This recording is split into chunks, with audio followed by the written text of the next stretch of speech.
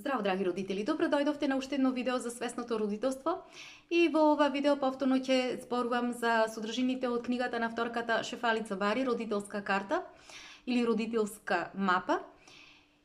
И продолжувам со чекорот број 12, со содржините од чекорот број 12. Денес поточно ќе разговараме ќе зборуваме за практичните вежби и во кој Шефали дава информации за тоа како родителите да можат полесно да се подредат со своите деца. И овие практични вежби се представени преку две видеа, денешното видео и ќе има уште едно наредно видео. Сега, кога станува збор за подредувањето или усогласувањето со децата, тоа не представува само уметност, туку тоа представува и една секојдневна практика која што треба родителите да ја прават. Значи, не подразбира само еден убав концепт, туку тоа е еден активен начин како ние да бидеме во светот. И усогласувањето опфаќа еден став кој што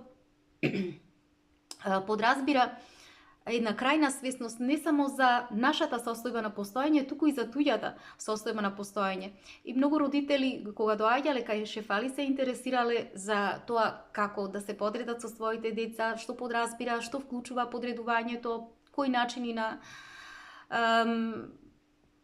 како сето тоа да го изразуваме.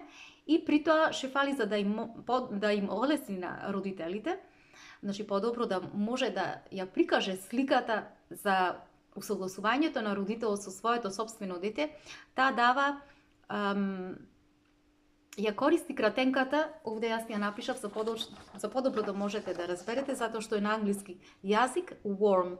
Значи кратенката, ова кратенка worm е составена од зборовите, значи од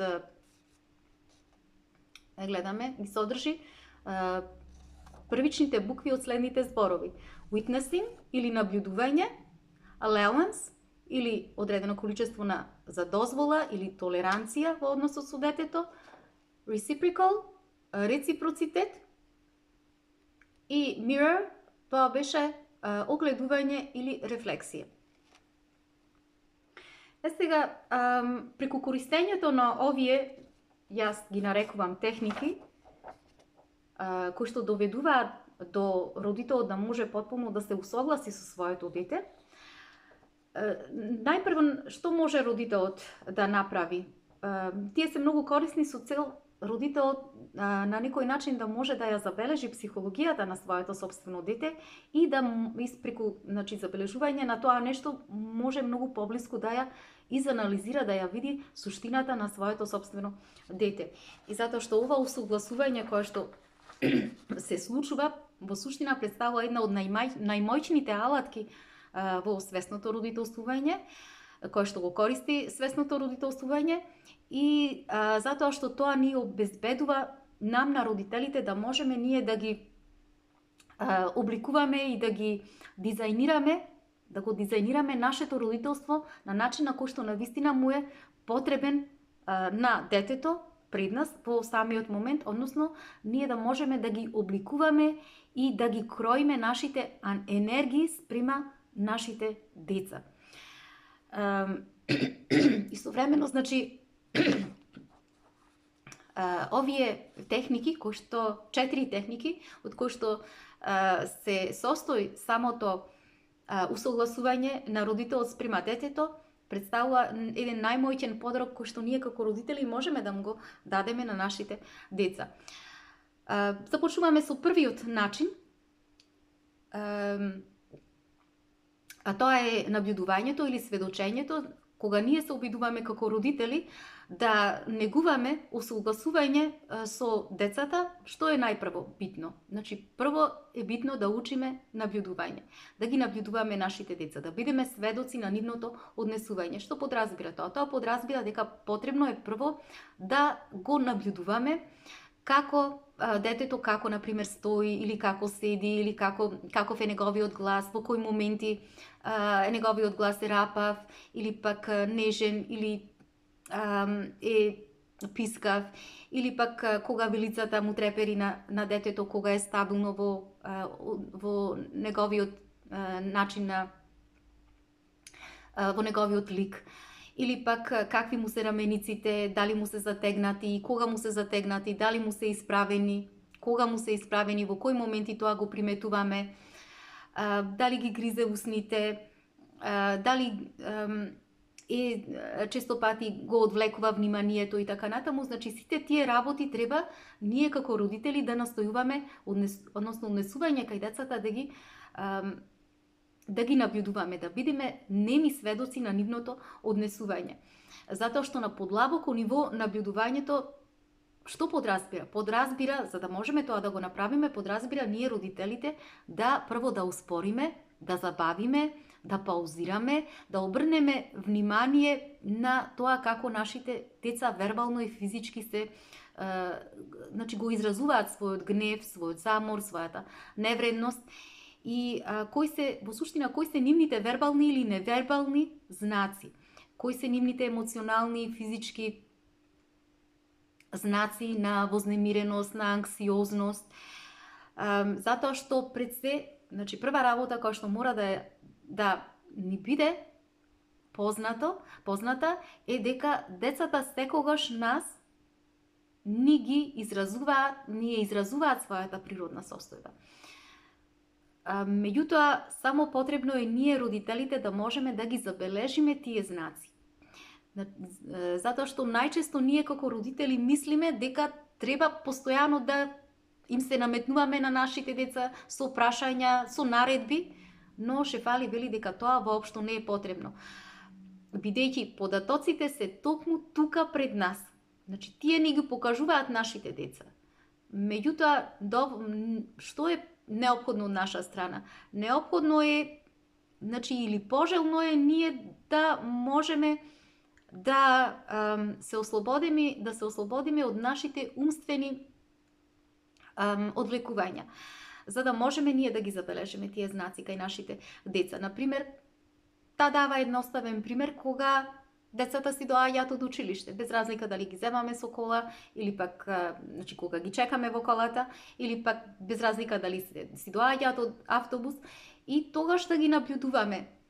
И ќе видиме колку многу информации можеме да собериме за тоа какво е нашето дете, без ние да имаме потреба да им поставуваме прашања. Например, какви им се тогаш рамениците, дали им се спуштени, каков е нивниот од, дали е тежок, дали се влечкаат кога се враќаат на училиште, или пак подскокнуваат, песна, расположени се, си подпевнуваат некоја песна.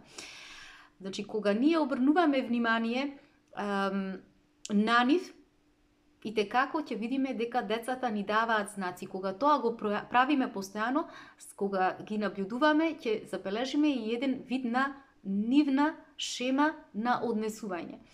И како што опишува Шефали во својата книга за себе, дека кај неа било доволно да ја забележи својата ќерка Маја, кога си доаѓа од училиште, како се однесувала во тој момент со своето куче. И неа и било многу јасно незиното расположение. Кое е незиното расположение? И затоа Шефали спомнува дека ние навистина можеме да добиеме еден куп на информации од секојдневното однесување на нашите деца.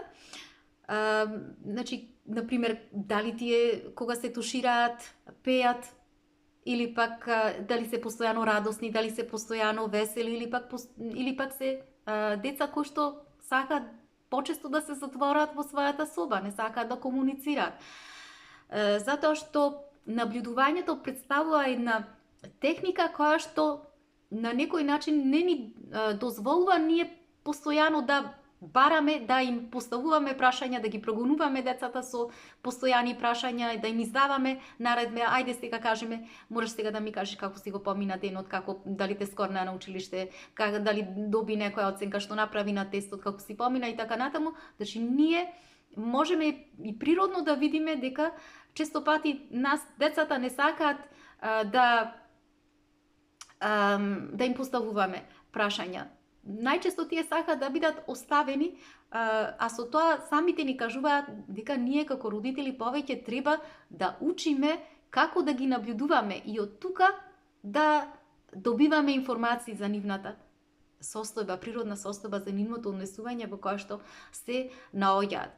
И значи, за да можеме ние да гледаме и на кое емотивно место се наоѓаат тие во тој момент. Какво е нивното расположение. И ова е навистина една од мојните техники која што ни дозволува да можеме да и како да се подредиме со суштината на нашите деца. Следната техника е дозволата или толеранцијата. Ставот на толеранција дозволува да можеме ние да од една страна да го оставиме животот, а од друга страна пак нашите деца да можат тие да течат спонтано во својот живот. Значи, многу повеќе тие да можат спонтано во животот да се подредуваат, отколку ние постојано над нив да бидеме и да чувствуваме потребата дека треба во се да ги контролираме, дека треба да ги приспособуваме, дека треба да ги управуваме, да ги поправуваме. Односно, тоа представува еден така наречен став кој што Шефали го запишала во книгата, да почекаме малку и да видиме што ќе се случи. Или како ќе се одвива ова. Значи, наместо ние да кажеме, сега ова нешто ќе биде лошо, ова нешто не ми се допаѓа, сега јас треба ова и ова да го направам, тука негде ова треба да го поправам, вака треба да постапам со моето дете и така натаму. Значи, толеранцијата бара една клучна состојка од наша страна, која што ние треба да ја вметнеме во нашиот карактер, а многу ретко таа карактеристика ја имаме ние родителите, а тоа е трпението. И таа спомнува дека како млад родител таа воопшто немала трпение кон своето дете, затоа што нетрпеливоста што подразбира ние да сакаме работите да се завршат овде и сега и брзо во истиот момент. Меѓутоа, она што ние како родители не го разбираме е дека нашето темпо на постоење или на функционирање е сосема различно од темпото на кој што функционираат нашите деца. Значи, тие имаат целосно различно темпо од нас, сосема многу побавно темпо од нас. И ние како родители, ако им го наметнеме нашето темпо над нив, што се случува? Ние ги принудуваме децата да го заобиколат својот собствен начин на искусување на нештата. Значи, она што тие треба, нивното животно искуство, кој што треба тие да се одигра кај нив, ние го заобиколуваме. И на тој начин, што правиме? Ние ги тераме децата да се прилагодат на еден вештачки начин. А кој е тој вештачки начин? Тој е родителскиот начин. И токму поради тоа, велиме дека скокањето и контролирањето на работите од страна на родителите навистина представува нешто кое што не е здраво за нашите деца. Зошто? Затоа што ги тера да се сомневаат во себе си, два пати да се преиспитуваат, да се јавува, значи таа нивна сигурност природна која што имаат, да почнеме да ја менуваме во несигурност. И на тој начин, значи преку тоа кога тие влегуваат во една несигурност постојаност, значи кога ја менуваме таа нивна сигурност во несигурност, ние само го крадиме нивната природна потреба тие да можат сами да се ги обработат податоците од нивното искуство кое што треба да се го одживеат. И понатаму Шефали објаснува дека следниот елемент во духот на толеранцијата кој што треба родителите да го поседуваат е да можат родителите да создаваат еден сигурен и безбеден простор за децата. Што значи тоа? Да им дозволуваме на нашите деца да можат да си имаат еден безбеден простор каде што ќе можат да практикуваат секаков вид на однесување. Значи тука вклучува однесување кое што е кога глумат децата, кога се преправаат, значи може да вклучува и однесување кое што е целосно спротивно со нивното природно однесување. Значи тие да вежбат дерење, викање, врескање, да бидат пркосни, да се спротивставуваат и така натаму. Зошто? За да можат самите деца да го искусат тоа, за да можат да видат како е и едноставно да можат да го извадат од својот систем. Затоа што кога ние им даваме простор на децата, ние му овозможуваме тие да можат да се значи да се поврзат со својот внатрешен глас, да се запознаат со својот внатрешен глас,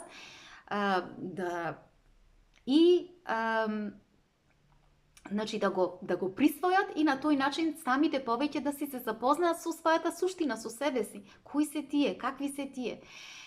И ова идеја итекако може да звучи на некој начин радикално за потрадиционалните родители, затоа што тие најчесто кога таа зборувала за толеранцијата, тогаш скокале родителите, особено потрадиционалните и се обраќале на Шефали, па што, па јас да му дозволам на моето дете да може да негативно да се однесува, да недолично и да глуми. Меѓутоа Шефали им се обраќала тогаш на овие родители и со зборовите дозволете ми родители едноставно да ве уверам дека јас воопшто не предлагам да ги учиме децата на негативно однесување. Давањето простор на нашето дете значи ние да му дадеме на детето да може да се изрази во својата органска и сурова природа. Значи сурова состојба, преку еден безбеден начин, без ние да го имаме потреба детето да го казнуваме и да го дисциплинираме. Значи, и откако детето ќе може да се ослободи од оваа сирова состојба, тогаш тоа ќе влезе во еден мир и ќе може да разговара со нас. И Шефали тогаш и се обраќала на родителите, вие можете да ме прашувате зошто е потребен овој пристап да се воведи. Еве сега јас ќе ви кажам зошто. Затоа што кога нашите деца ние ги потискаме, не им дозволуваме да можат тие во својата органска состојба да се изразат, тогаш тие итекако ќе најдат вештачки начини, на еден сосема друг начин како тоа да го изразат. Значи на еден несоодветен начин. Наместо на природен начин ќе преминат на несоодветно неприроден вештачки начин да се однесуваат, кое што е сосема спротивно од нивната суштина. И значи наместо ние да им дозволуваме на нашите деца тие да си наштетуваат на самите себе си преку еден индиректен начин, ние многу потерапевски, поисцелително би било кога ние им даваме на нашите деца да можат таа органска состојба да си ја изразат во еден безбедносен контејнер со нас, за да може едноставно да излезе тоа негативно однесување пред нас. Значи ние да бидеме тука и директни сведоци на сето тоа, отколку тоа тие да го направат зад нас и ние да не знаеме после каде, зошто, како и зошто се случило тоа негативно однесување со нашите деца. Значи тие негативни енергии некаде да ги извадат. И кога имаат децата доверба во нас, значи ние им покажуваме дека можат слободно тоа нивно негативно однесување да го изразуваат пред нас тука. И дека ние нема за тоа да ги оспоруваме, туку кога е потребно, ние ќе ги насочиме. Значи, тивко, со разговор ќе ги насочиме нашите деца, да му кажеме тогаш ова и ова не е добро, може поинаку, на еден поинаков начин, зошто тоа се појавува кај тебе, значи да разговараме со нашите деца околу тоа нешто и да му помогнеме на нашите деца да можат многу полесно да се справат со тие нивни однесувања. Меѓутоа, при тоа им објаснува на родителите дека јас овде не сугерирам во никој случај. Значи, прво и основно, дека родителите не смеат да дозволат децата да газат по нивната самовредност. Во никој случај тоа не смеат да го дозволат. Меѓутоа не смееме и ние самите да си дозволиме да бидеме 24 часа во една состојба на паника, во една состојба на контрола на негативните емоции на нашите деца, затоа што на тој начин ние само несвесно скокаме и ги замолчуваме нивните изразувања и ја замолчуваме нивната природна обработка на нивните, значи, искуствени податоци кои што треба да ги сами тие да си ги обработат. Значи, наместо тоа ние да дозволуваме нашите деца да си бидат во својот хаос, да си бидат во својата несовршеност, да си бидат во својата обичност, да си бидат во својата хронична бавност. И бидејќи, значи, е нешто кое што ние треба како родители тоа да го прифатиме. Зошто? Затоа што тоа е природата на самото детство. И токму поради тоа Шефали им објаснува на крајот на родителите, им вели: родители, прифатете го едноставно тоа, затоа што тоа е природата на самото детство. Драги мои, тоа е се за ова видео. Имајте убав ден, се гледаме.